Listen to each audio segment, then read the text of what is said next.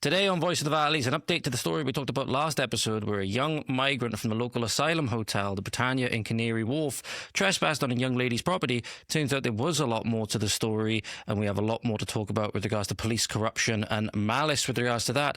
We're also going to talk about the north and east of England and the fact that the influx of illegal migrants has resulted in now no social housing being available to local English people. We're also going to be talking about a judge that allowed a knife-wielding migrant to remain in Britain because he wouldn't be able to reintegrate to France if he was deported, and a new spin on the phrase that we often use in Britain, which is, I'd rather shit in my hands and clap than do that. All that and more today on Voice of the Valleys. Why, hello there, ladies and gentlemen. Welcome back to Voice of the Valleys yet again with your host, friendly neighbourhood, quote-unquote, far-right thug, Mr. George Cresswell. Hope we're all doing well. Got a lot to talk about today. Apologies, I scuffed the intro a little bit, but I'm going to head straight into today, so I have to get ready to go to work very soon. So I wanted to bring you some important things, which I'm hoping to get this out today. If not, it'll be out tomorrow.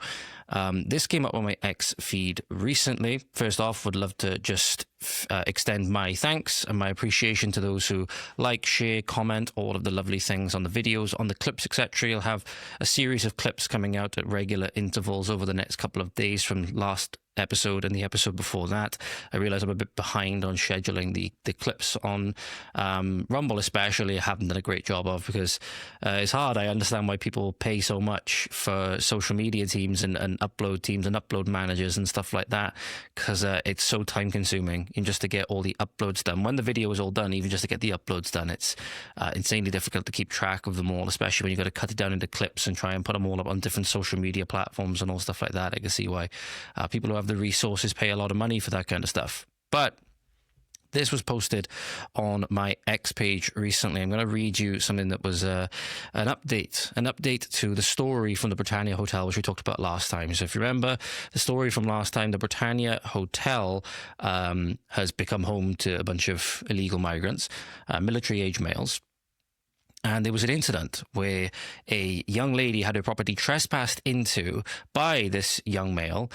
And we were told that there was no real reason behind it, and locals came and removed him, and the police couldn't do anything because he was only trespassing and it doesn't constitute a criminal offence.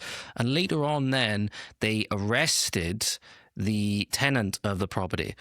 And there was a lot of, allegations as to police malpractice and all stuff like this, based on, obviously, a lot of prominent examples that we have now as well. But this is something I believe that was screenshotted from Instagram that somebody put up on X, and I believe it is from the sister of the tenant of the flat whom the young man trespassed into.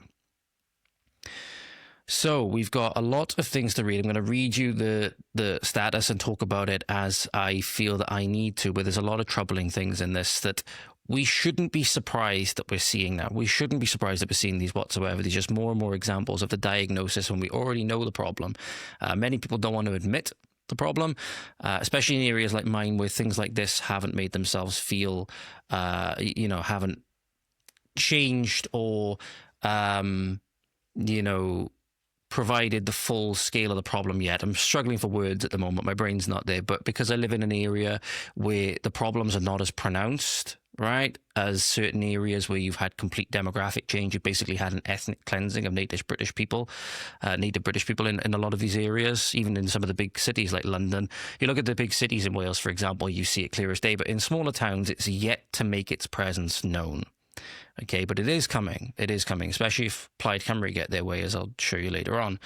But on the 13th of August, this is from the statement now, so I'm quoting from the statement which I've got here, and it'll be linked down below in the show notes or in the description. On the 13th of August, just before 6 p.m, a man housed in the Britannia Hotel on the Isle of Dogs entered my sister's flat without permission. To provide context, my sister had only been discharged from intensive care the previous day. She has kidney failure, is on dialysis, is blind, a type 1 diabetic, suffers with arthritis, and uses a wheelchair, to name a few of her ailments, right? With her back to the front door while mopping, Shanay, I hope I'm pronouncing her name right. It's spelled Chanay, which in turn is this person's niece, and I don't know who the person. The person who's writing this is obviously the sister of the person who the flat belonged to. I don't know her name in this context. The niece turned to find a man inside the flat. He stood silently with a blank, scary expression, one hand in his pocket, another on his groin, or the other on his groin. He ignored repeated demands to leave and continued towards her. Fearing for her life and her mother's safety, she grabbed the nearest object to force him out. So already, some of the stuff that we got told before already doesn't add up. Okay, we were told that, this person was just inside there not doing anything.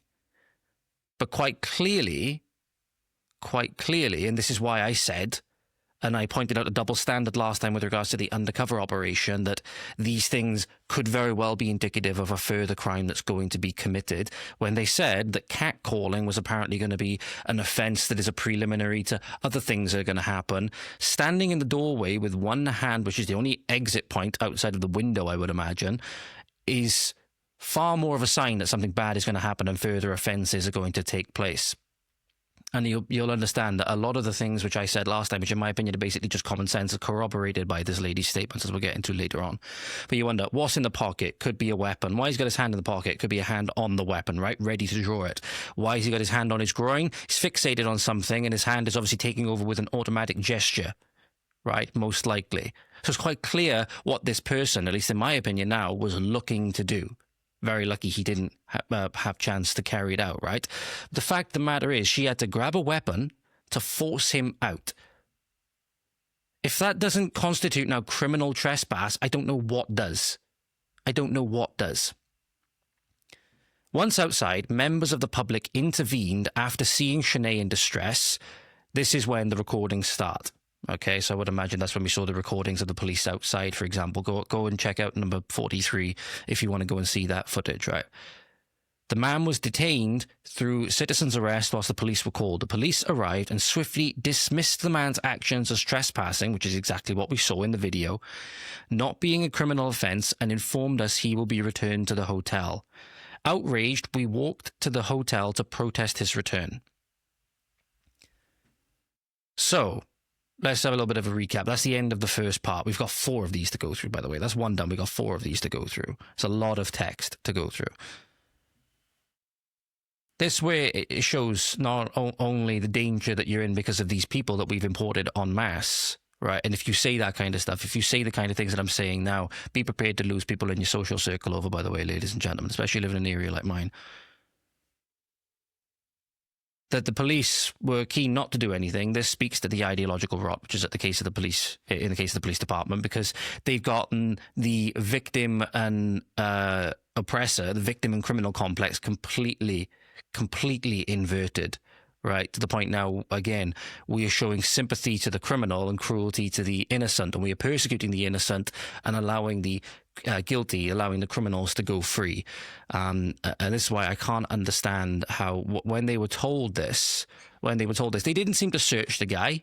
Okay, so I would imagine that the niece, Shanay, in this instance, if noticing that the guy had his hand in his pocket, maybe would have suspected that he would have had a weapon of some kind. Could have just, might not even been like a knife or anything like that, or a gun, God forbid. It could have been some kind of, binding, agent, if you will, or binding object, like a little bit of rope or a zip tie or something like that to, prevent resistance from doing something that he wanted to do. Right, but you have a heavily immunocompromised lady in this room, and this young man, so obviously going to be quite strong, right? So obviously he's a young man, he's going to be in his prime, right?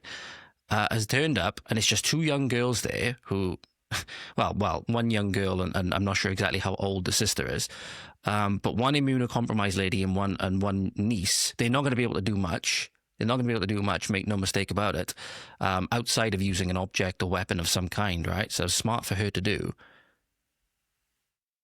But what we'll see is now that the police just turned up, and as they seem to have a tendency to do at the moment, just make every single situation worse. They just make every single situation worse. Because this caused, as we get onto the next part of the statement now, emotions to heighten, And during a confrontation with the Britannia hotel security, Shanae pushed past the security guard. Shanae is a 22-year-old woman, around 5'3" and weighing about 47 kilos, and was hardly a threat to a grown man, which the police obviously agreed with too, as they were present at the time and had the power to arrest her if they felt she was a threat. Instead, they created a story that she ran at him with a meat cleaver to strengthen their charge. So this is to be believed. They completely fabricated a story against this innocent lady who was just doing her best to defend what we can presume is her mother, right? Because if it's the two sisters and it's the niece, it's going to be her mother that she was protecting, right? Her heavily immunocompromised mother. And understanding that the police weren't going to do anything. This guy was just going to get off scot-free, which, by the way, from what I've heard, this isn't the first time this has happened with this guy, whatever the hell his name is. No surprise, by the way, doesn't speak English and anything like that. No surprise. A short while later, we learned that the same man had tried to enter another home earlier on the same day on the Isle of Dogs. This incident was reported to 101. There were time-stamped images of and a CAD number to prove this. Despite informing police, they had no intention to investigate further. To cover their ass, they fabricated a story that the man had entered my sister's flat, quote, to seek safety, unquote, after being chased. This is untrue.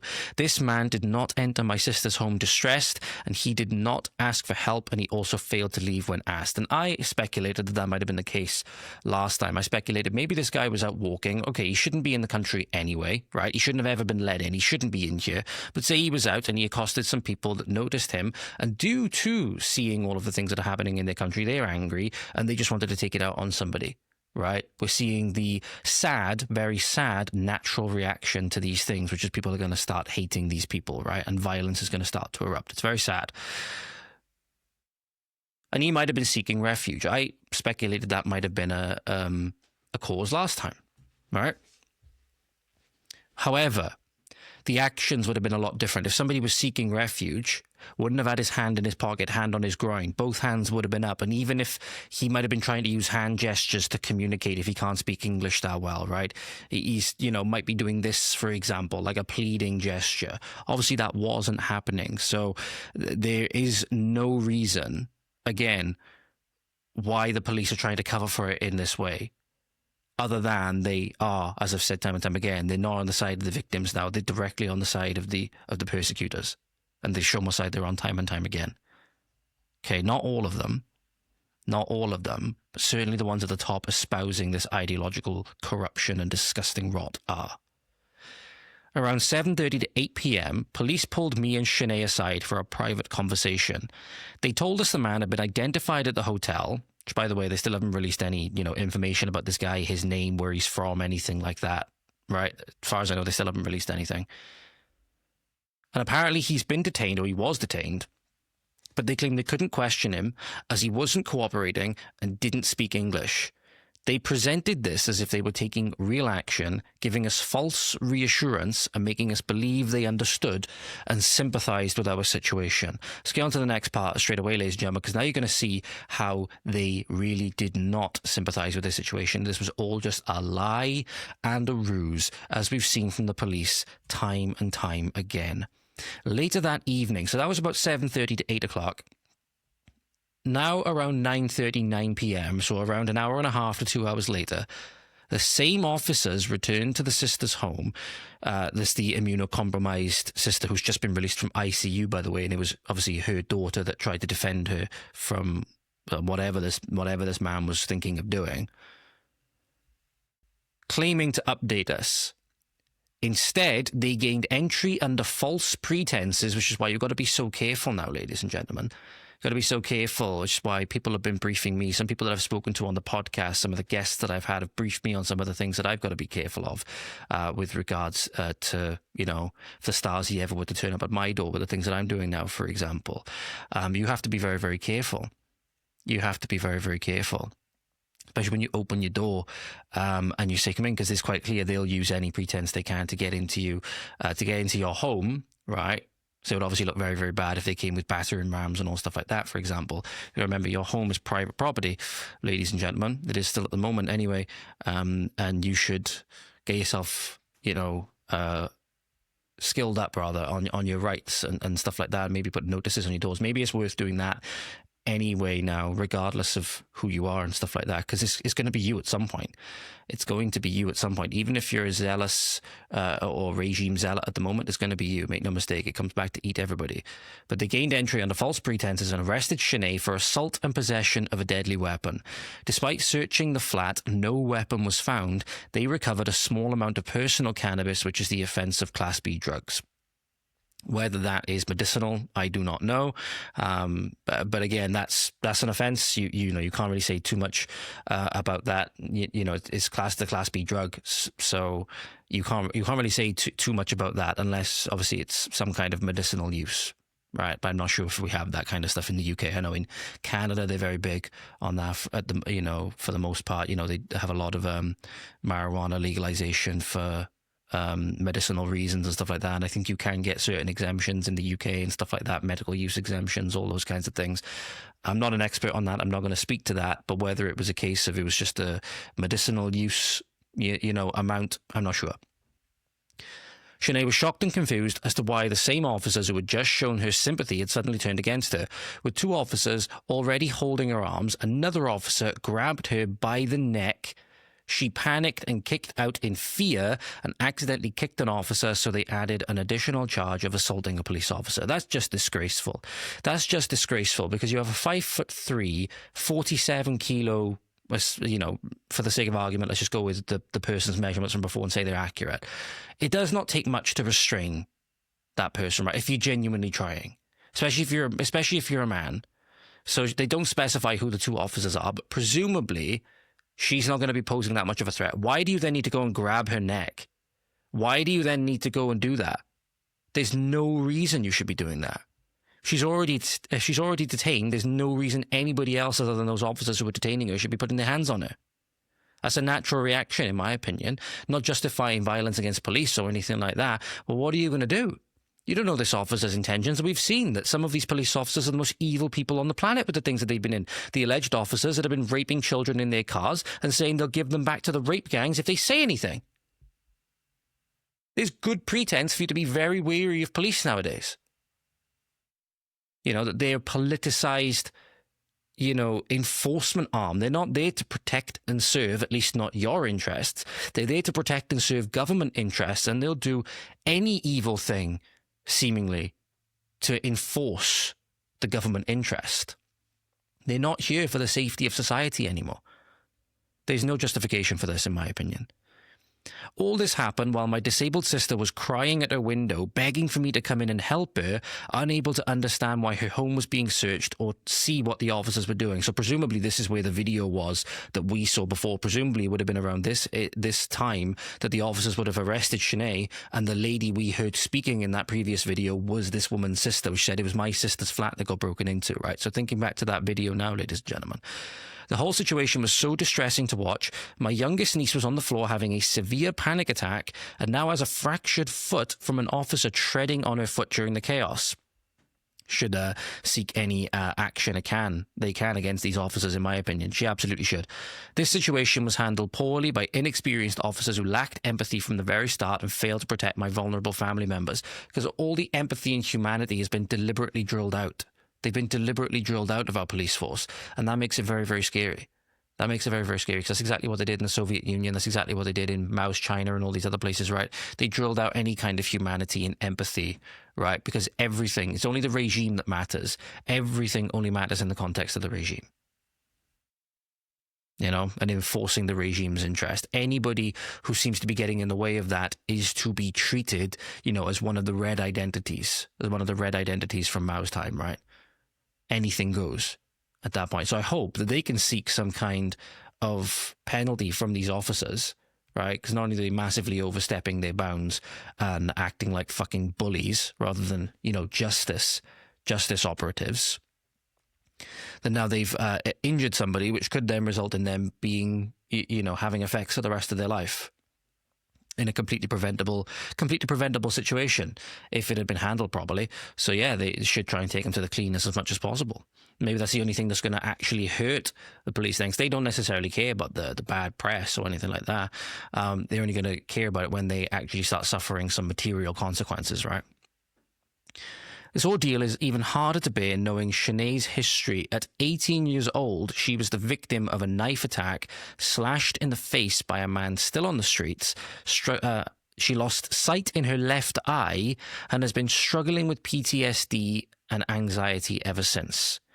No charges were ever brought against her attacker, despite the entire incident being on CCTV, and there were witness statements. Another example of failed policing and failed justice system. So admittedly, you might not be able to expect the officers at the scene to know that, right? But this is why they should be approaching this situation, which is why there's no good argument to say why police officers shouldn't train and be made to feel as vulnerable as their victims all the time, right? In something like jiu-jitsu with somebody that's a lot more experienced than them, right? Because then they'll go into this situation a lot differently. They'll completely rewire their mindset when they realize how vulnerable they will be if they come across the wrong person, that they can feel as though they could throw their weight around and act like bullies and arrogant and prideful and satanic almost when it's a young, scared 18-year-old, less than 50 kilos, doesn't even come, comes up to like my shoulder, maybe not even that high, a female. Then when it's the wrong person, in potentially irrelevant of size, and then they are made to feel that fear and that helplessness that they made their victims feel, that'll be when the true change comes. That'll be when the true change comes. A bit like Khabib Nurmagomedov. He says, I like to take them out to deep water and they will discover themselves. That kind of fear, right? That kind of fear, that helplessness, like you're drowning. Okay, it's scary. It's very, very scary, but it's powerful. It's powerful. And a lot of these officers need that. A lot of these officers need that fear. And it will change the way they approach these situations no matter who it is. It will change the way they approach these situations no matter who it is. So they'll go into it thinking, I ought to treat everybody with respect here because I know how it feels to be in that helpless situation.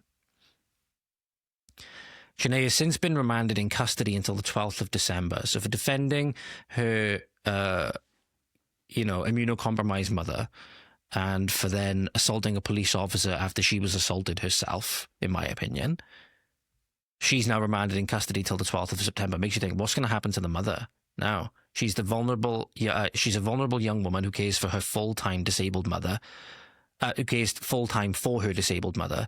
Meanwhile, the man who walked uninvited into her home, terrifying my family, faced no charges, no accountability, and no restrictions. What's stopping him from coming back and doing a heinous act when him knowing now that the young girl has been arrested and there's not going to be anybody there to stop him, most likely?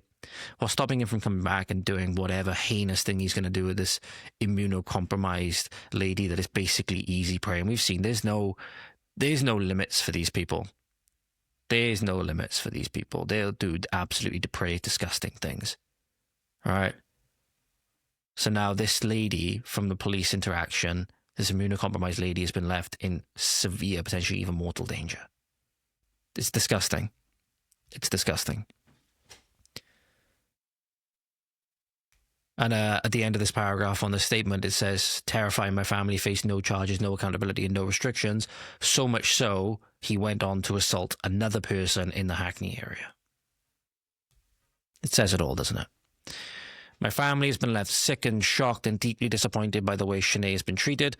Situation highlights a complete failure of policing in action, accountability, and care for the vulnerable. We feel betrayed by a justice system that protects offenders over victims and abandons the very principle it is meant to serve, because the earlier incident had been properly investigated. Had the earlier incident been properly investigated, he would have never been able to enter my sister's flat. The police also told us that they had confirmed the man's identity at the hotel, yet none of his details had been released. However, my niece's details were. So another clear example, I've talked about it time and time again, that Axel Rudakabana, we couldn't know anything about him after the Southport attack because it might prejudice the trial, and they tried to then spin the narrative that it was a lovely little Welsh choir boy that must have had just a manic episode and it was completely premeditated, and it was done with Islamic motivations, right? Couldn't know anything about him. The only photo they released was that cutesy photo of him dressed up as Doctor Who when he was like 10 years old or something, right? But then when it's a white British person in particular, like especially a white British man, there was an incident that I can't remember what it was for. I think it was for a good couple of months ago. I think it was might have been just before Labour got in or just after Labour got in. That there was a guy come back and the police got him coming off of a plane, and they not only doxed his name, his surname, but also where he lived, also his street address. And it was to do with, I believe, like a anti-Muslim, anti-Islam comments, right? So putting his entire family and the rest of his street in danger. Because when you see that, ladies and gentlemen, from the mind of the people that would be offended and want to go enact some kind of retribution for this stuff, nobody's off limits with regards to that. They'll go after family. They'll go after everybody, as I'll move on to now in a moment when we talk about some of the horrific things that have been said to reform. I believe it's a reform candidate, Dame Andrea Jackson. Is it Andrea Jenkyns? Sorry, Andrea Jenkyns. Some of the horrific abuse that she's received, and some of the horrific things that's been said to her. So again, it's not just you that's in danger; it's your family as well, which is why these people cannot be allowed to be here. Cannot be allowed to be here. Say what you want. Us normally, if we have a problem between individuals, we settle it between ourselves, right? We settle it between ourselves, and we understand women, children, and family. They have nothing to do with it. They're off limits, right?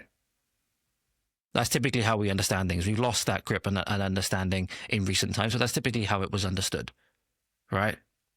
Not with these people. Not with these people. They'll go after your family. They'll go after your kids.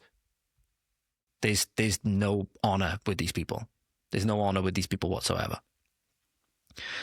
Someone trespasses into your home, you should not have to wait for your belongings to be stolen or your body violated before being allowed to defend yourself.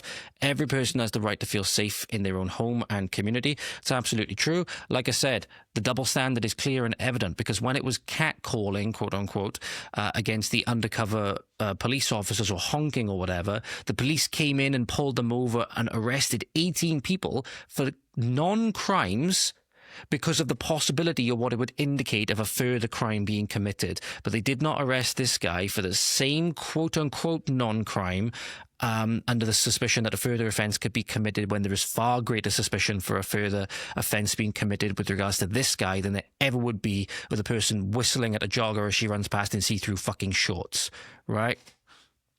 Okay? There's absolutely no comparison. But this is the complete inversion under the two-tier system that we have. This is bigger than just family or my family. Time and time again, the police have shown us they're not here to protect or serve the public. All of this could have been entirely avoidable with proper policing. This was the perfect opportunity for the police to show the community that they have our best interests at heart, but instead they failed to understand their duty of care.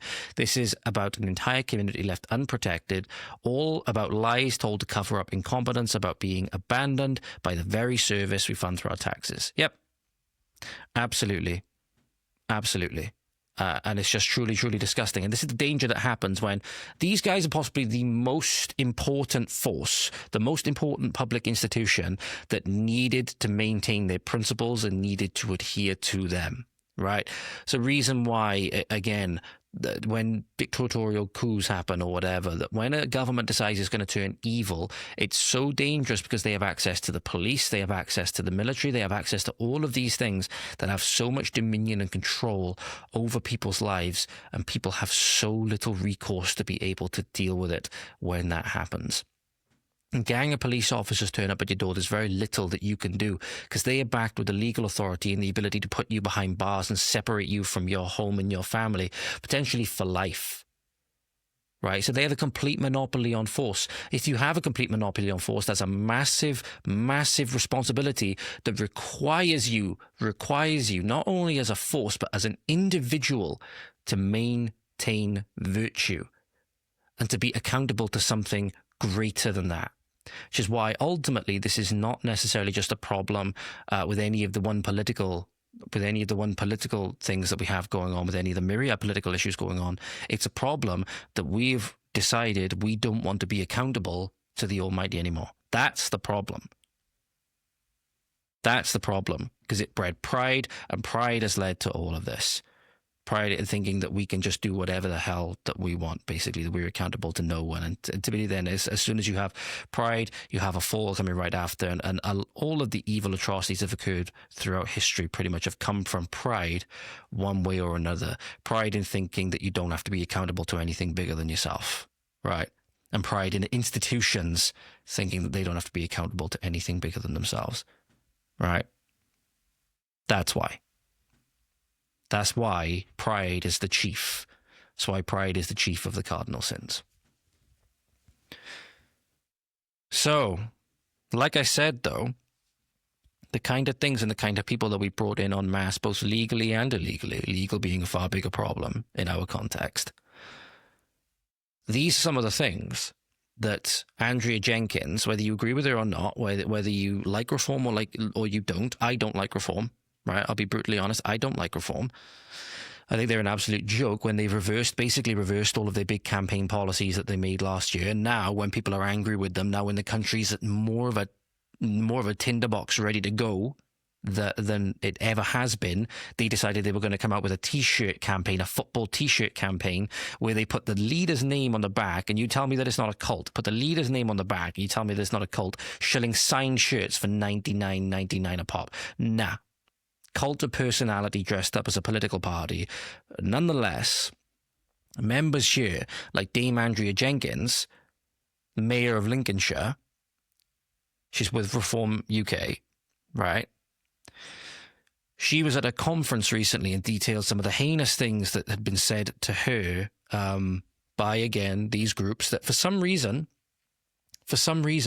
Reform UK seems to want to pander to. That Reform UK seems to want to pander to on a more national scale. They were saying disgusting things like, I hope a swarm of Asian hornets, crawls up your vagina and does heinous things. Part of it is, censored. She censors herself, obviously. But these are some of the truly heinous things that was directed at her. And I believe there's some even in there that's directed at her family and stuff like that. These are people that make coexistence, any kind of coexistence, a complete and utter myth. Video coming on screen now. I'm going to start by just giving an example of the kind of things really we face in Britain. And I'm going to quote some correspondence. I hope a swarm of Asian hornets fly up and sting you. Hopefully your vagina will prolapse along with your rectum and you will spend your last days in a puddle of your own excrement. You dirty, posh, white S-word. I hope your little boy is molested and raped by refugees, and Hamas will come after you lot. Now, the person who sent the first... I'll pause on a minute. Look at the just disgusting things that she just rattled off there. I hope a swarm of Asian hornets flies up your lady parts and stings you. I hope you have a vaginal prolapse. I hope your son is molested by a refugee. All of these disgusting things from people that have come in on pretenses, for the most part, that we need to open up our borders because we're bringing in the best and brightest from all over the world, right? We're bringing in, skilled people and all stuff like that, and we're giving them everything. We've given these people everything. In many instances, the public protectors that they're supposed to be have let them have the way with people's daughters, generations and generations of them. And the minute people start getting a bit fucking sick and tired of it, and especially the representatives like Dame Jenkyns here tries to draw attention to it, this is our thanks. This is our thanks. I'm sorry, any sane society would have done away with a lot of these people a long time ago. Sorry, I'm just going to adjust my microphone a minute. I realize I think my microphone has been down on the audio gain a little bit. My apologies. I recorded a video before to send to somebody, and I done it with the lapel microphone. I done it through OBS because for some reason when I record videos through another screen recording software, the microphone just gets so insanely sensitive for some reason, and it clips over the limit when I use the lavalier. Even when I have the lavalier all the way down away from my mouth, it's something wrong with the service. But I do like using the service, but something happens when I just use the lavalier mic in particular. Sorry, I'm just making sure my webcam refocuses a moment. There we are. But it's kind of disgusting things that don't belong anywhere in our society whatsoever. That it's not okay for these people to speak to our women like this. It's not okay for these people to do what the hell that they're doing. You know? You got to think back to all the other things the other heinous things these people have done. The rape of children, the Lee Rigby incident, you know? Manchester Arena attacks. We don't need these people. We don't need these people. And any sane society would have denaturalized them and sent them back long ago, or done away with them entirely. Made an example of them. Because then maybe it would send a message to other countries, don't fuck with us. Or the other countries now, like France has said that it's going to start taking in Palestinians. Well, we can be damn sure that those Palestinians will be next on the recycled dinghies that come to this country. And they're some of the most radicalized population on the planet. Maybe we send a message to others that we're not okay with some of the wars that are going on around the world, and maybe they should stop fucking with it. It's just allegations that are coming out recently based on an interview that I believe it was Netanyahu gave to Israeli press. Didn't say it in the Western media at all, and he didn't say it in English, potentially highlighting rather how he speaks differently to journalists inside his own country versus foreign journalists, that potentially hinting at doing away, not in that way, but getting rid of all the Palestinians in Gaza, because then they'll be shipped off to other countries, presumably European countries. And that would make, in that instance, in some way at least, and I'm all for getting the hostages back and all of those things, right? And I'm all for, if for lack of a better term, denazifying Gaza, right? De-radicalizing it. But that would make that action an enemy action, because they'd be sending all of these enemies who are equally radicalized towards us and towards our civilization and want to expand the Muslim caliphate onto our shores directly from and knowingly from their actions. So that would make them an enemy as well. But maybe it would understand that we are not to be fucked with.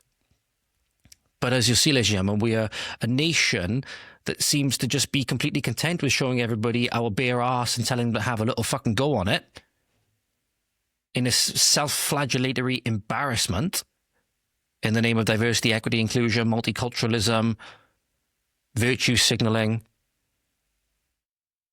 Meanwhile, it's strength that actually deters people from doing these heinous things. It's why all of these things were allowed to perpetuate for generations with regards to the rape of Britain, because not only did we show that we were going to be weak on it, but we were going to show that we were actually going to be evil on it as well.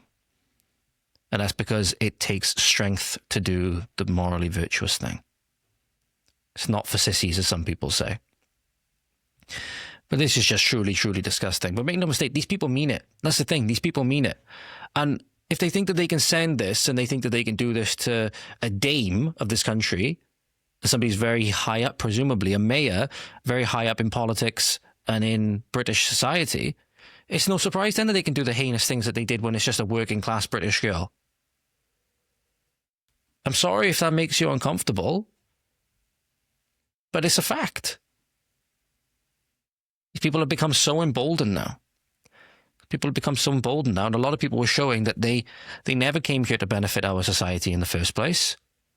They never came here to do good things for this country. They never came here to integrate. They never came here to build a prosperous society together where all of us can have families and flourish together. No, they never. A lot of them were never about that. It's very, very sad. Take this example from a guy up in the north of England, a Pakistani from the north of England, literally saying that they're going to rule over England and making allegations that they're going to arm themselves with AK-47s from Afghanistan. And we've seen this. We've seen this time and time again. Because I showed you the videos before. The guy who said that he was going to go and kill the English Defence League, right? Named Tommy Robinson, for example. And he was literally brandishing an AK-47. In England, I believe it was. So the criminals have all the guns, some of the most powerful weapons in the fucking world. We have nothing. And what do people expect? They just think they're not going to use them? They just think they're not going to enact this force? Are you seriously that naive? Well, sadly, yes. Yes, we are. Somebody pointed out to me in my comments recently, and I was very sad, but I had to agree with them. It was on one of my shorts. I can't remember which YouTube short it was. It was from a little while ago. I think it was about 8 or so episodes ago. It was talking about Wales and the totalitarian plans that we had. And they left the comments saying that, you know, sadly, mate, I think it's a bit too late because most Welsh people are just so concerned with the English, you know, the classic thing where Plaid Cymru are playing on this at the moment, where they're separatists with regards to the union, but complete and utter unionists when it comes to the EU and the global technocracy or the global bureaucracy, right? And that is very, very sadly true, I think. You know, I think you see sentiment shifting slightly maybe with the support reform getting. Again, I don't particularly like reform. You see that sentiment shifting slightly, but you see so many, you know, I talk to people all the time who are going on about being governed by Westminster and all of this stuff. But if you go and listen to my conversation with Paul Ashton from the Abolish Welsh Assembly Party, so even though we're a devolved government, there's many things we're still ruled over by Westminster by. We're not an isolated government whatsoever. Okay, we may be devolved on some issues, but there's still some things that we need, you know, Westminster funding or Westminster approval for.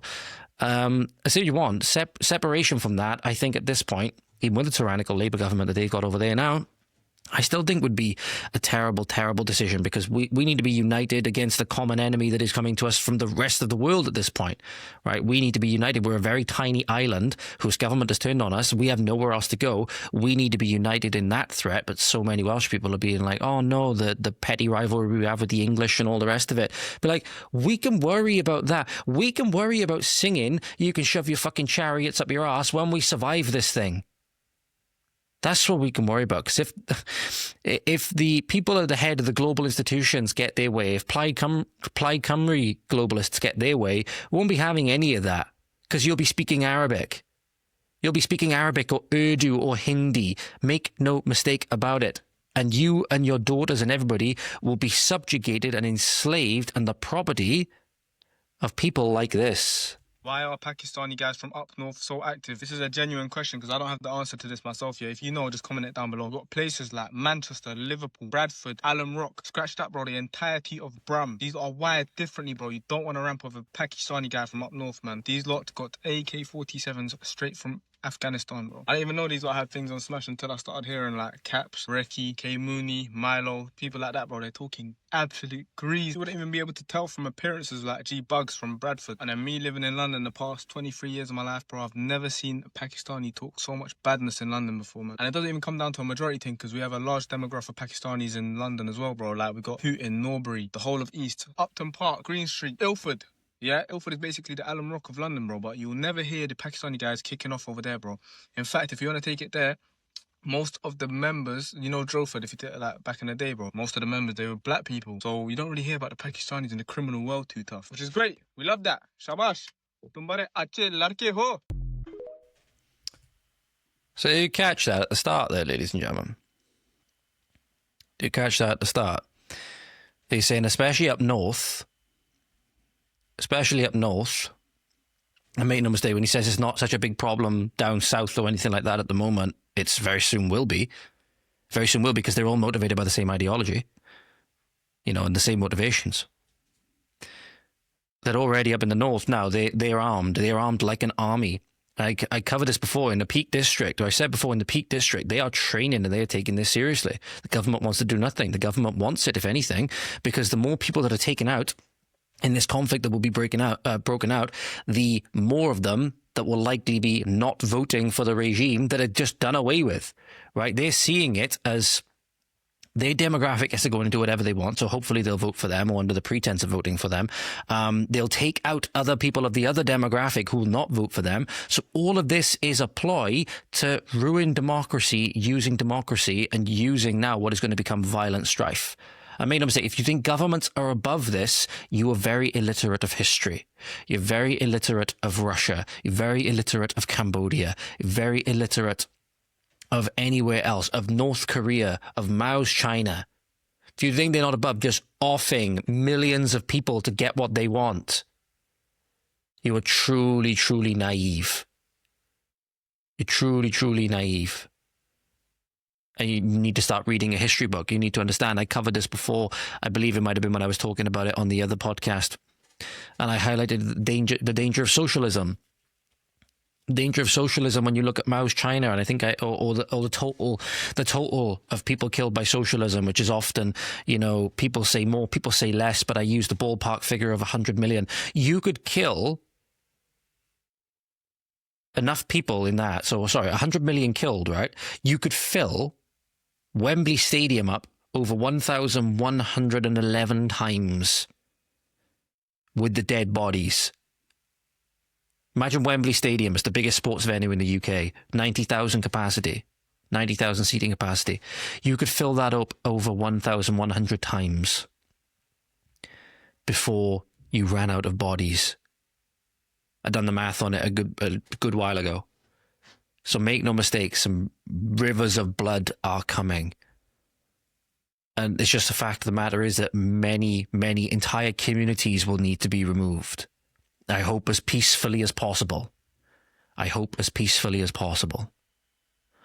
But they will need to be removed, because otherwise they will remove us, and they will remove us by violent means.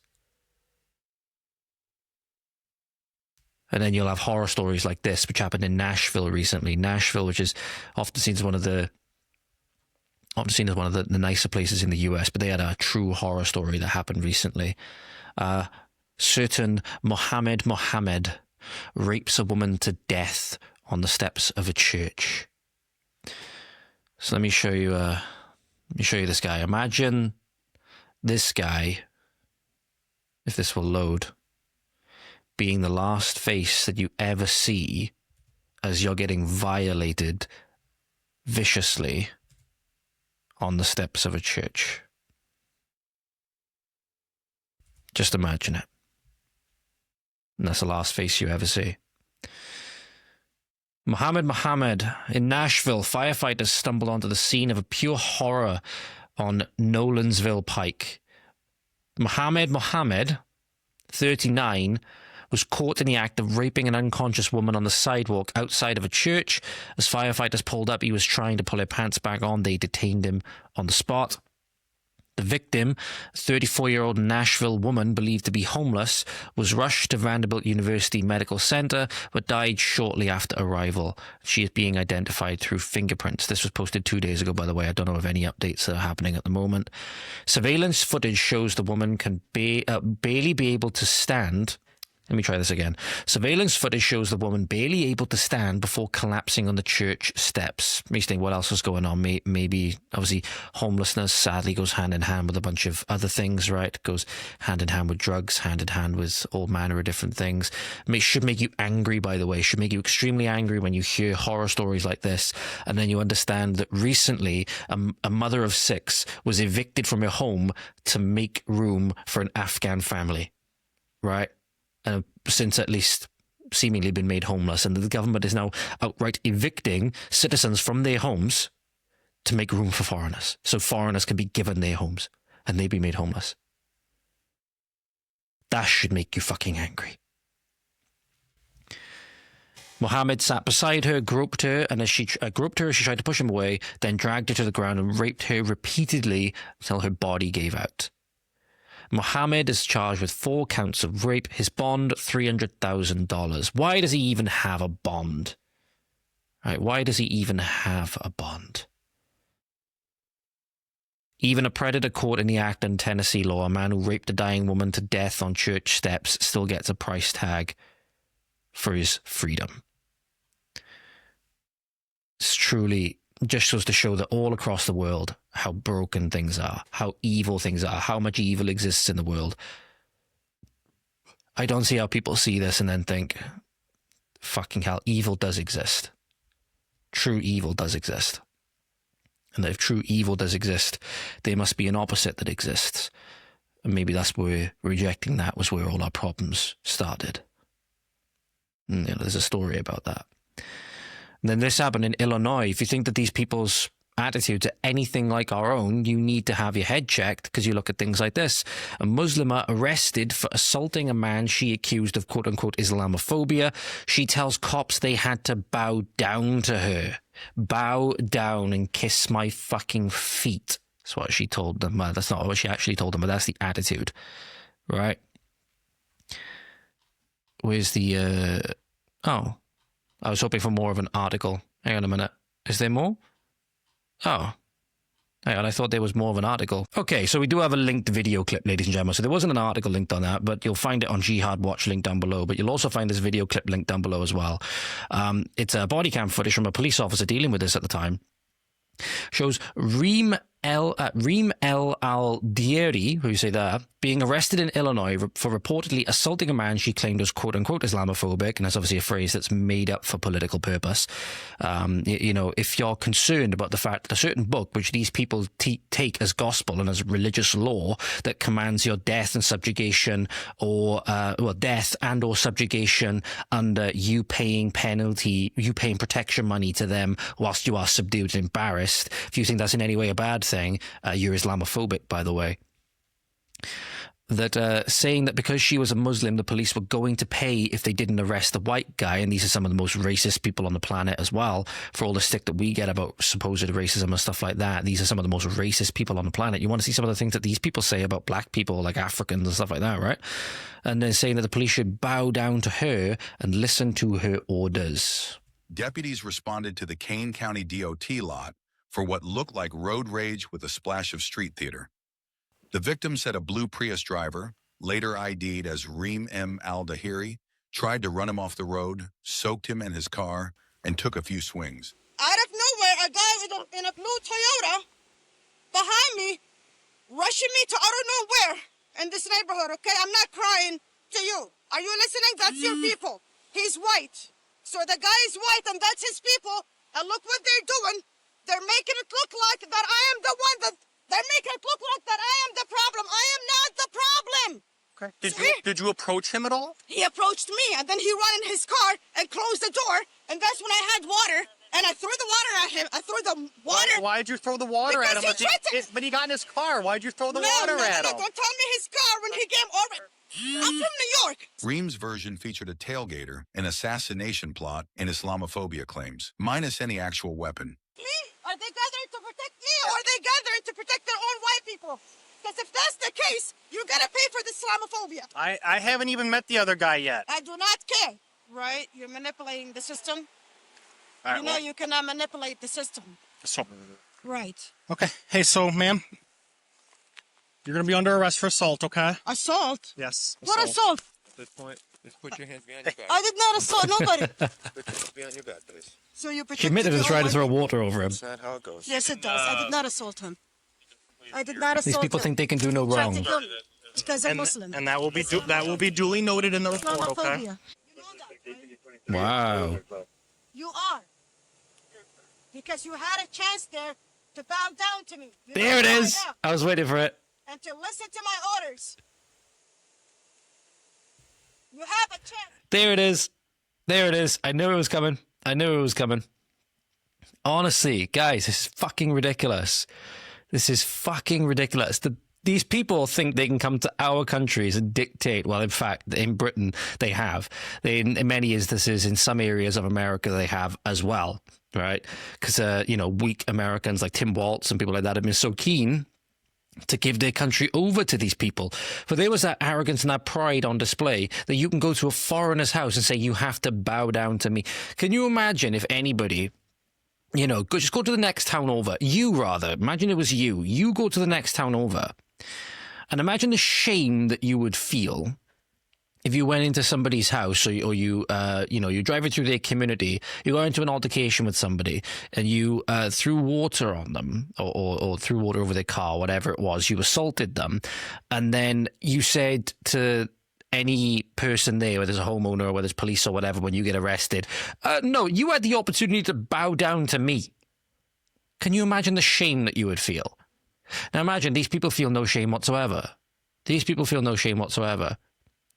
And instantly there, you see the multicultural myth completely collapse.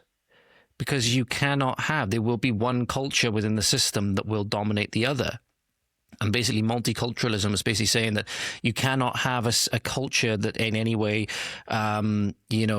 prizes or puts the native culture above any other cultures that may exist.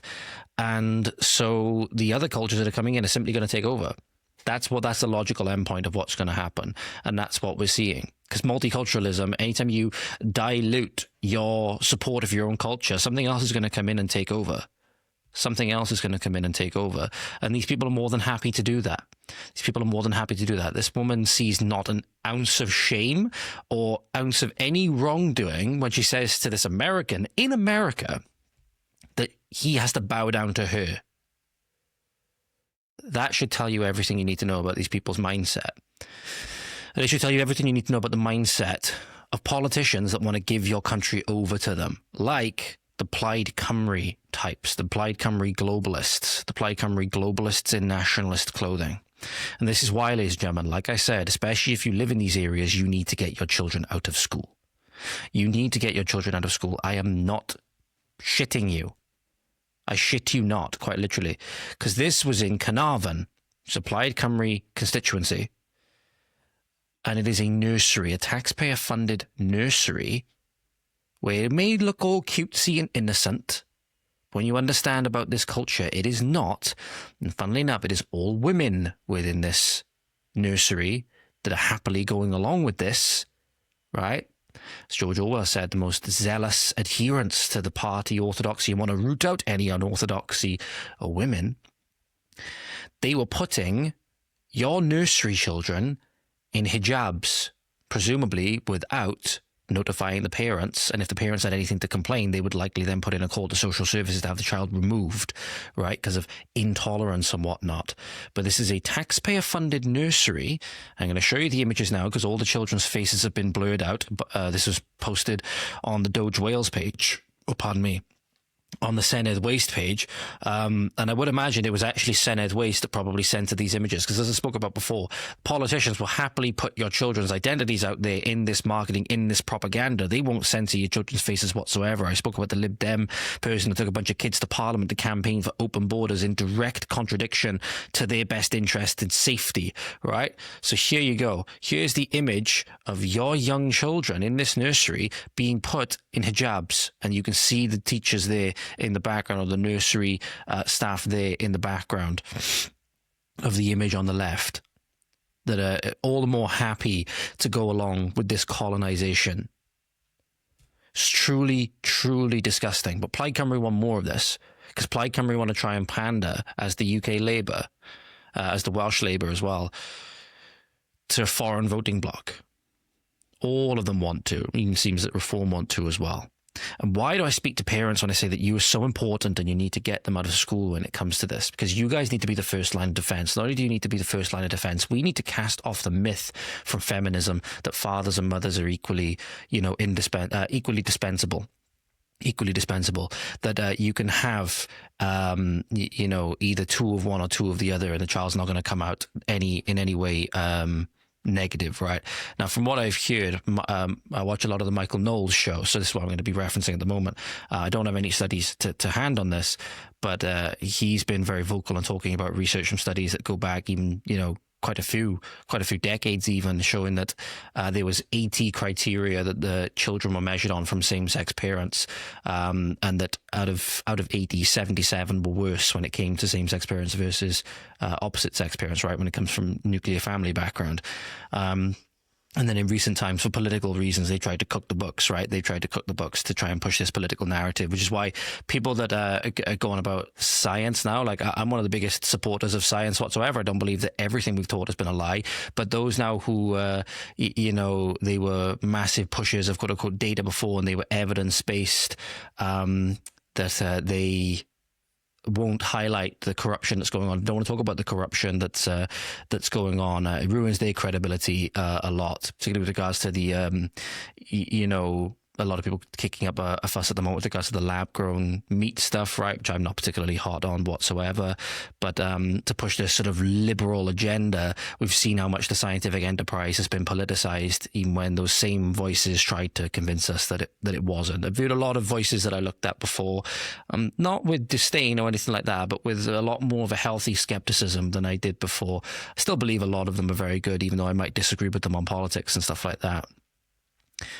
But anyway, this is why fathers are so essential, because I can't help but think that if you had a good father in the home and you had a good family structure, and it wasn't all completely ruined and upended by the way that Satanism is manifested in our country more than any other way at the moment, which is in the guise, in my opinion, not only of just apostasy from the faith, but also just feminism is the biggest manifestation of it in recent times, in my opinion. You have this. So this is horrific. I can't find the actual article, but we need to talk about this. The headline is that there's an unmasked gang of boys who stabbed an 18-year-old to death with a Rambo knife like zombies attacking an animal are pictured for the first time. Now, the post will be linked down below. You can go and find it. I'm not actually going to show it. Well, actually, no, I will, because it's up in the pictures are up in the media now, so it's not actually going to make that much of a difference. So here is the screenshot, which I've got from X, by the way. So you see here, it's these 10 boys, which you can see on the left, and I think the victim, as you can see there, is on the right. So this is the thing. This is a good one for you people that call me racist and all of these things. I'm highlighting an atrocity that's committed seemingly by our people, right? Because it does need to be called out. Because although we can blame all the problems on the government and stuff like that, we do need to have a look at our own societal attitudes as well. This is another thing that comes from not realizing or not having something above you that you are accountable to keep you virtuous, right? For kids, it's their parents. For their parents, it's God. All right. So you want the God of Christianity, triune God, has been the best one without question. It's been the best one without question. Because I can't imagine if you had a good virtuous, a good role model. Now, anything can happen, obviously, because evil can come in from anywhere. Right, but if you had a good, virtuous family structure where both of them knew their roles, both of them understood their responsibilities to both their family and how that would then relate to society, you know, how we've upended a lot of our social structures, particularly with the fad of feminism, which has really obviously only been around for about 100 or so, 150 years or whatever. It has done more damage to society than really anything else that I can think of, because of its roots. Because ultimately, yes, my voice did break there. Because ultimately, feminism, if you read, for example, Rachel Wilson's book, Occult Feminism, is rooted in the occult. It's rooted in anti-Christianity. It's rooted in Satanism, if you will. You know, if not in outright, you know, saying so in practice at the very least. But this is truly horrific. And this is what shows we turned into like a nation of animals. Turned into a nation of animals now because they would be curses for disobedience. There would be curses for disobedience, as was laid out in Deuteronomy chapter 28. And that somebody left a comment on when I was talking about the Gaza church being hit, saying if everybody lived by the New Testament, it's hard to imagine that there would be any conflicts or there would be any, wars or anything like that. And it's like, yeah, it's hard to disagree. It's hard to disagree. Jesus gets a lot of unfair blame. Jesus gets a lot of unfair fucking blame. And even everybody knows, if they were to think about it, if we lived by his teaching, you wouldn't have... If everybody was perfect, and this is the thing, humans aren't perfect, obviously. If everybody was perfect and followed everything to the letter, we wouldn't have any of this stuff. But yet he gets blamed for humans doing things of their own free will. And that's the biggest thing. That's pride again. That's pride again. We are created with free will, and we blame the creator for that. We blame the creator for that, when if he didn't create us with a free will, we'd call him a slave driver, basically. We'd call him as enslaving us. That's the thing. What reason do you have to protect your land? What reason do you have to protect your family? What reason do you have to be morally upright and virtuous if we're all just particles cascading and come to space through whatever, come to fruition through whatever completely unrelated process, has nothing to do with any kind of creation or at least moral law or anything like that? Where do you get a moral law from if it's just materialism? If it's just materialism, where'd you get a moral law from? But yet we still feel and experience the moral law every single day. If there's a moral law laid down, there must be a lawgiver. Makes you think, doesn't it? Makes you think also, And this is where we need to have a look at ourselves. And this is where we also need to have a look at how this manifests, how all of this manifests in every single public institution, judiciary, everything. So you have here, judge who let a blade-carrying migrant remain in Britain revealed as former asylum aid executive. So this now is from GB News, and this just goes to show how every single thing has been compromised. Every single public thing has been compromised in pursuit of this leftist agenda, right? We have Christian Quadjovi, I believe that's how you say his name, 26, argued that he would not be able to reintegrate in France if deported. I'd argue that that is not our problem, but anyhow. A judge who allowed a migrant convicted for drug dealing, sexual assault and carrying a knife has been revealed as a former executive for a pro-asylum charity. That should be no surprise whatsoever.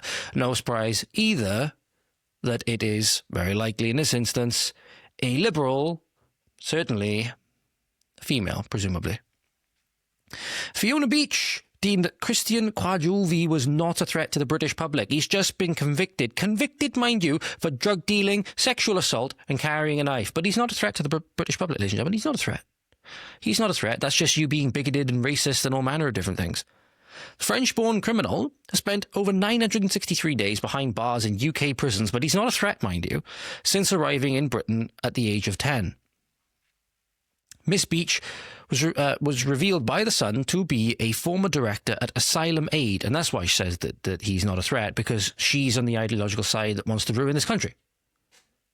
She's one of the enemies. She's one of the enemies. So of course she's going to say that one of our enemies is not our enemy and is not a threat to us.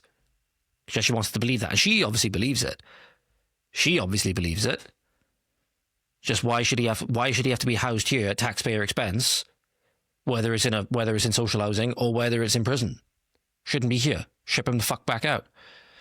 A charity that provides free legal representation for migrants on behalf of the Bail for Immigration Detainees Group. Free legal representation, meaning taxpayer funded because they get their money from the government.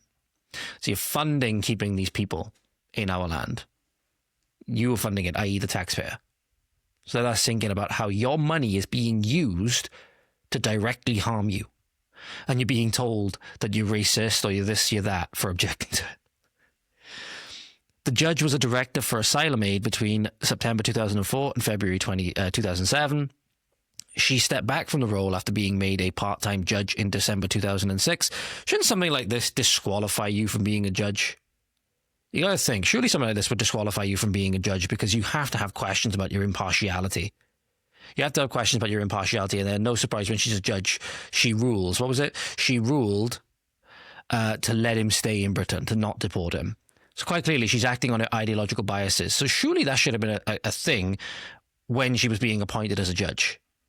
That just goes to show they wanted these people with this ideology to be appointed to these positions. They wanted that. I.e. the people that were installed in our government to directly facilitate this. And the people that installed them, World Economic Forum, UN, etc., wanted a compromised judiciary, obviously. Because then they can make whatever they're doing, whatever criminal activity they're doing, seem legal, right?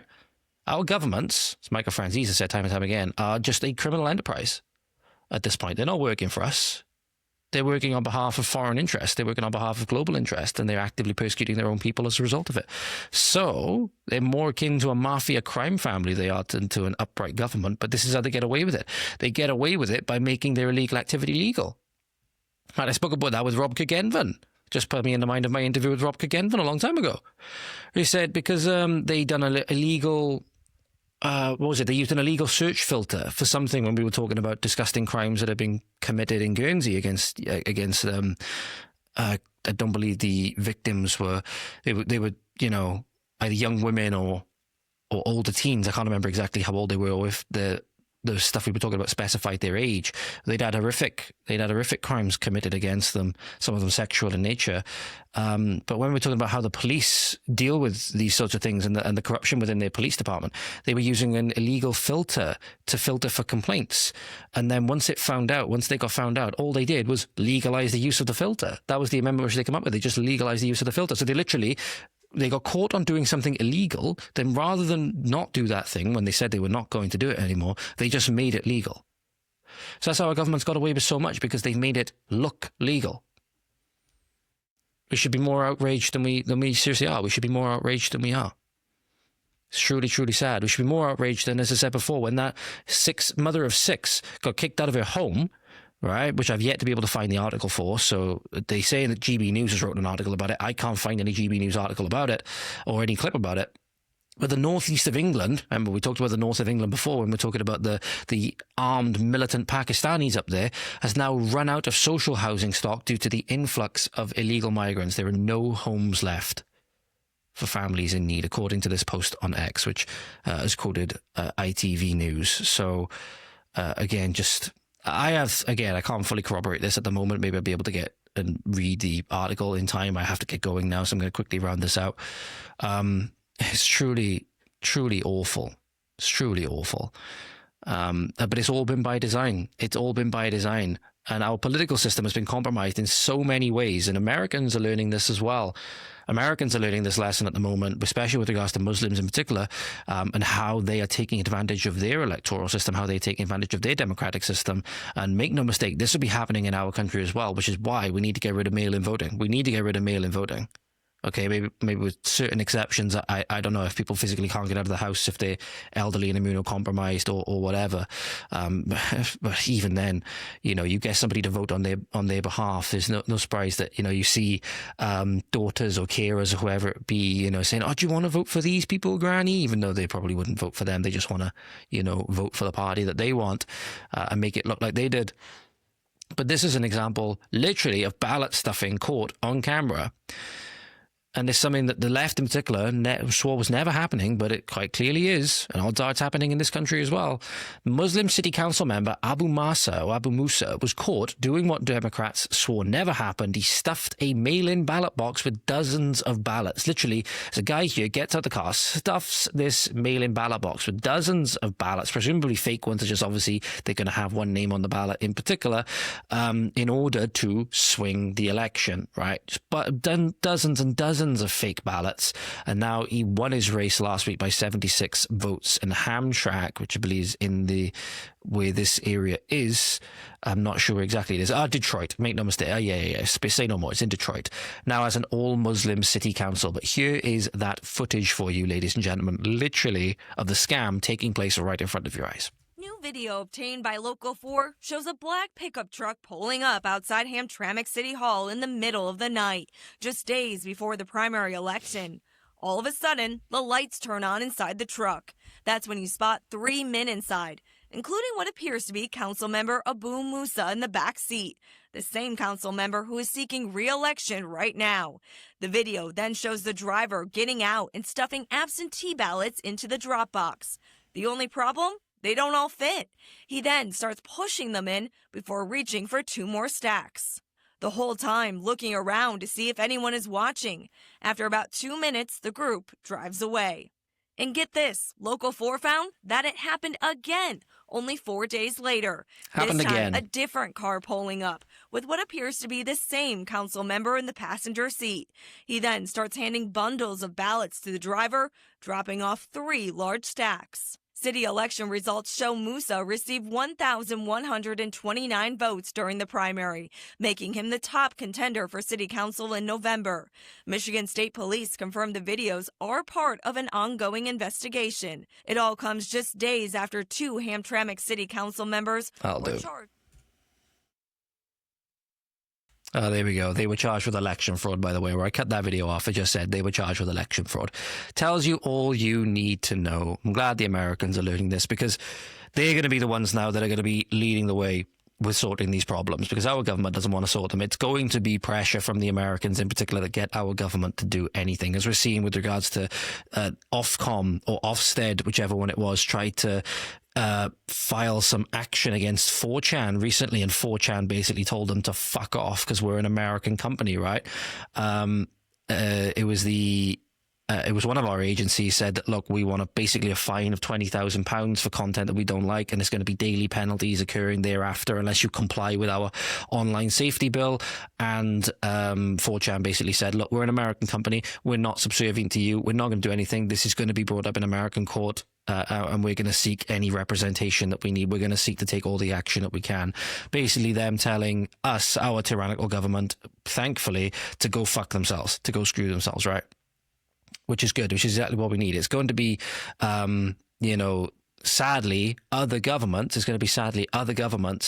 that are going to help us deal with this. So they're going to lead the way. Sadly, we've now decided we don't want to lead the way on these things anymore.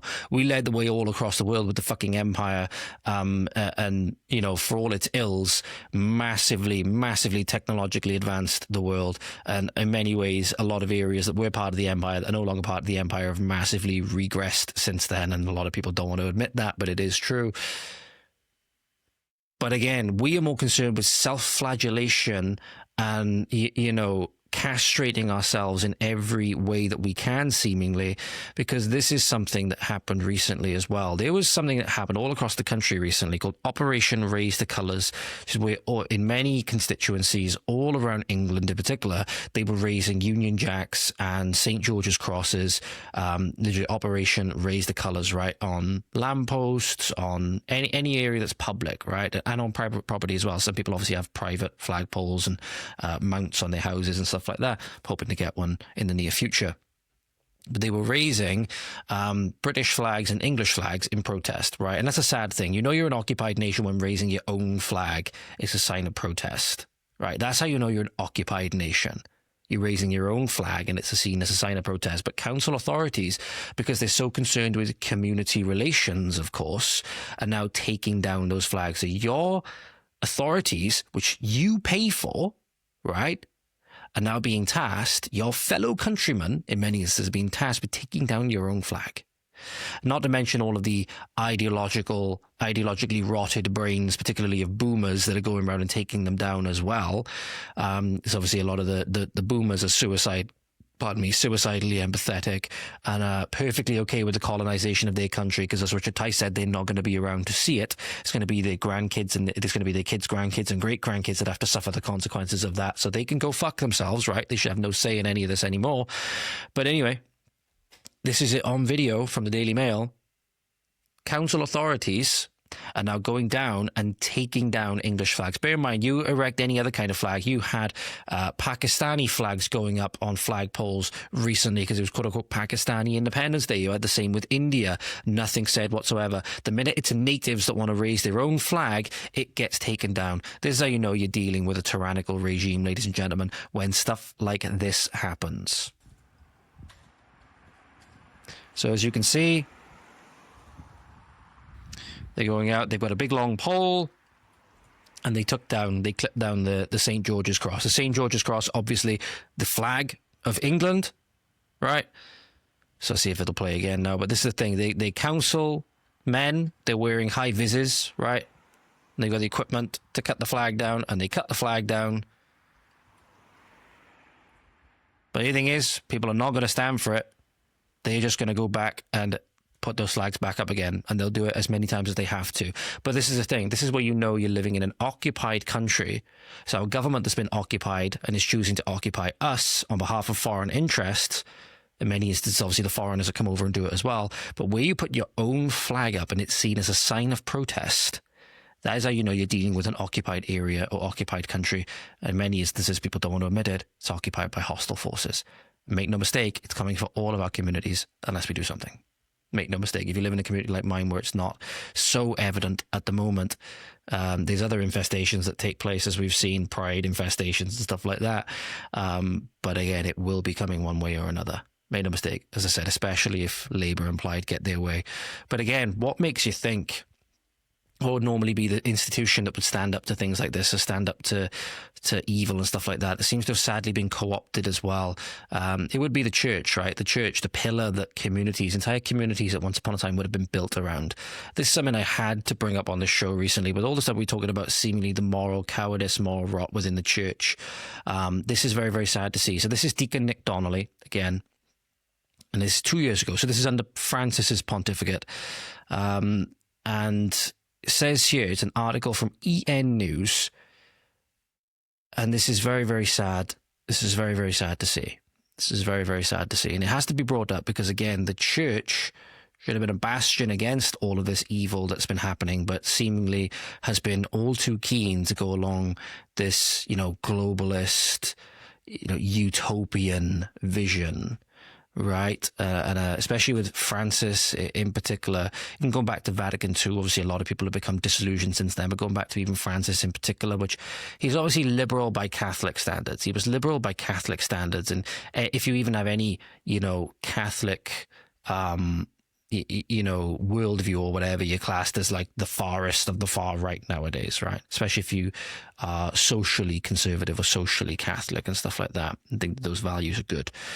But this is from EN News, and I wanted to read this because this was very sad to see that 2 years ago there was a minister, I believe, a priest, that got fired only after a few days because of the unforgivable sin. And I'm not a Catholic expert whatsoever, right? So I'm not sure if this should have been punished in this way. I can't speak of it, but it doesn't provide a good look whatsoever.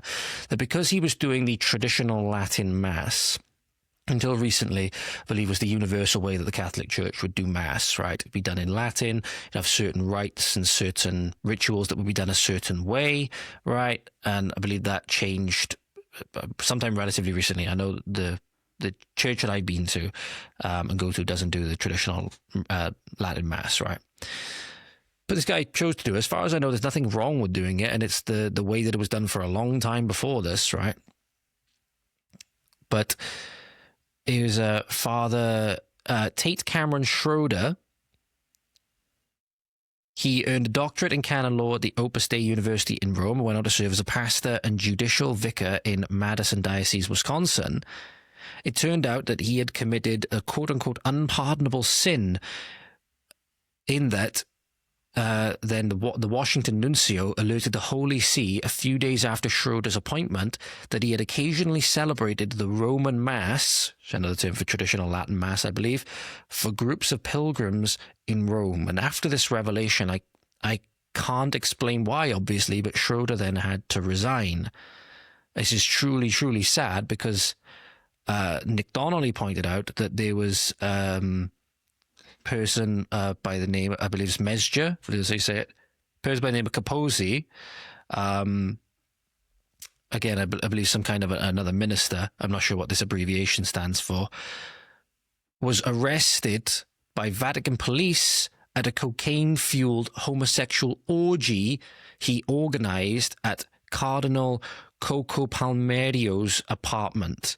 And he didn't lose his job, right? He didn't lose his job. This was in 2017, so I've just tried to get an expansion on this story. Yeah, so Luigi Capozzi faced no significant punishment after a 2017 arrest for hosting a cocaine-fueled gay orgy in a Vatican apartment. Right?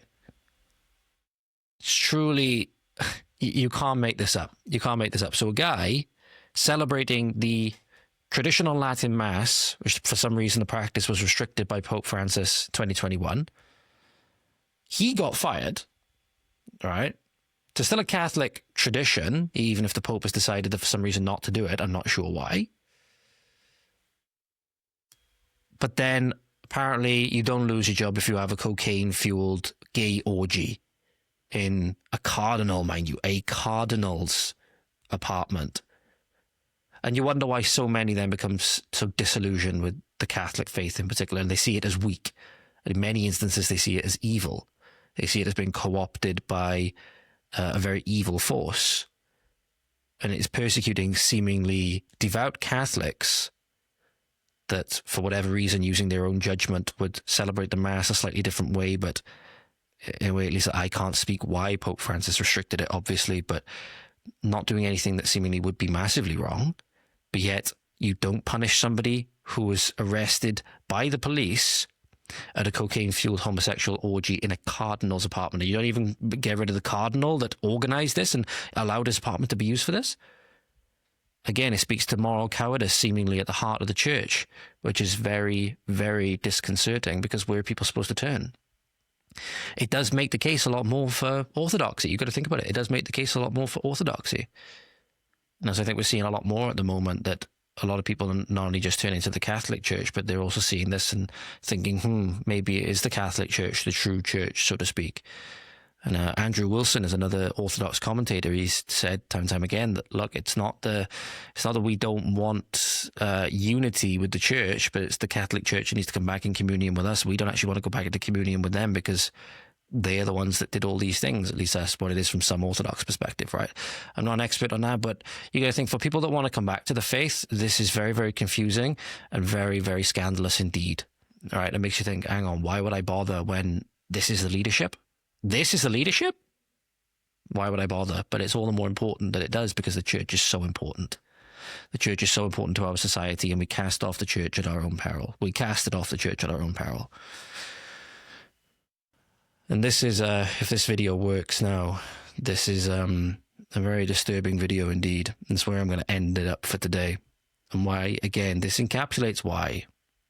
When they told us, government in particular told us that they were bringing across a bunch of best and brightest and all manner of things, and that we had to, change Britain into Africa and India and all these other places in the name of multiculturalism, that it would be for our benefit. Quite clearly wasn't, because nobody outside of maybe a psychotic or mental break would think about reacting to this situation in this way. I'm not sure where this is. I think it's in France. And it's only on a train.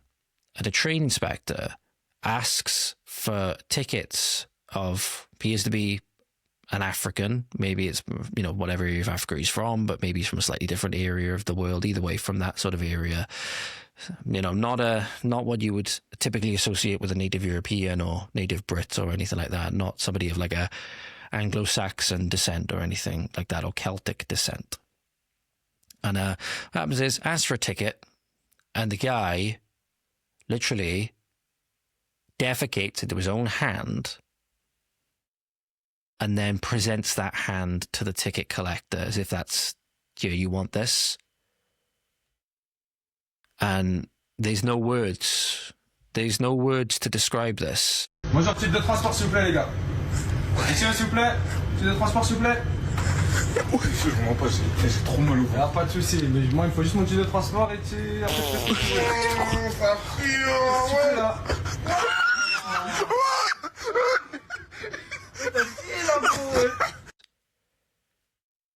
There's no words to describe as anybody that's going to do this does not belong in the country. It's as simple as that. This is the epitome. This is the epitome of it. We're told people bringing over under the guise of this mass immigration, ethnic replacement, and diluting of democratic rights were doctors, engineers, surgeons, all the rest of it, right?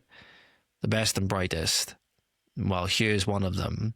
And we see examples time and time again that these people are not in any way what we were told them to be. I don't say that with any malice towards any one person. But the lie of government in what they were doing when they were bringing these people over should never be forgotten. Should never, ever be forgotten. They're laughing, they're joking, they're all in on this, they think it's funny. We should not think that this is funny. We should not think that this is funny, not with everything else that's gone on in our once great country that can be and will be great again. So the video's not working. I'll link it down below for you, ladies and gentlemen. You go and check it out. But thank you very much for watching, listening, as always. I hope you find it useful. Obviously, I'm not going to ask if you enjoyed it, because it's hard to imagine that this kind of stuff gets to be enjoyed. But thank you very much, as always. You take care now. Have a good morning, afternoon, evening, night, wherever you are. Diolch yn fawr. Thank you for watching. Hwyl fawr. We'll see you next time. And you take care now. Godspeed.